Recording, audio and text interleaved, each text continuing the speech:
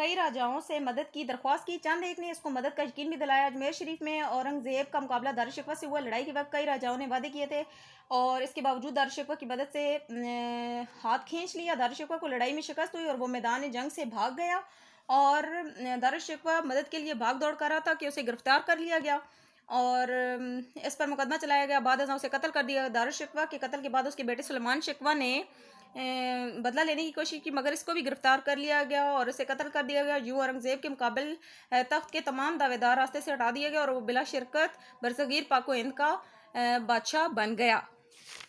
Page number 54 open کر لیں۔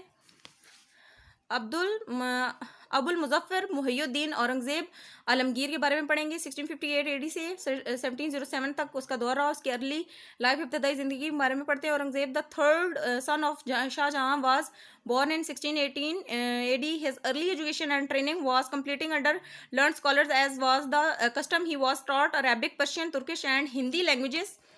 He also excelled in arts of war. Shah Jahan appreciated his ability and wiseness. That is why Aurangzeb took part in important military expedition of the era.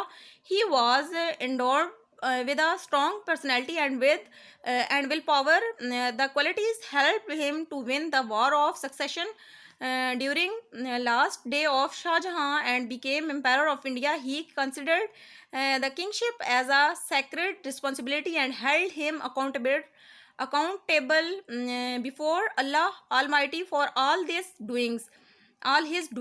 In his view, the royal treasury was trust of his people. He worked hard and dutifully to run his official affairs. Aurangzeb was too much impressed by the teaching of Hazrat Mujaddid al-Thani Rahmatullah alayhi, so he took some measures to establish a pure Islamic society. ابتدائی حالات زندگی اورنگزیب 1618 میں پیدا ہوا۔ وہ شاہ جہاں کا تیسرا بیٹا تھا۔ اورنگزیب کی ابتدائی تربیت حسب دستور بہت سے جید علماء اور سازن اکرام نے کی اور اسے عربی، فارسی، ترکی اور ہندی زبان سکھائی گئی۔ فن حرب میں بھی اس نے مہارت حاصل کی تھی۔ شاہ جہاں اورنگزیب کی قابلیت اور سمجھ بوجھ کا قائل تھا۔ یہی وجہ تھی کہ اس کے دور کے اہم مہمات اور اورنگزیب نے بھی حصہ لیا اور وہ ذاتی شخصیت کے اعتبار سے اعلیٰ اور مضبوط ارادے کا مالک تھا۔ انہی خوبیوں کی وجہ سے شاہ جہاں کی علالت کے دوران ہی تخت نشینی کی جنگ میں اورنگزیب کامیاب ہوا۔ اس نے ہندوستان کا تخت سنبھالا۔ وہ بادشاہ کے منصب کو ایک مقدس امانت سمجھتا تھا اور تمام امور کے لیے اس نے اپنے آپ کو اللہ تعالیٰ کے سامنے جواب دہ گردانتا تھا۔ شاہی خزانے کو وہ اپنی قوم کی امانت سمجھتا تھا۔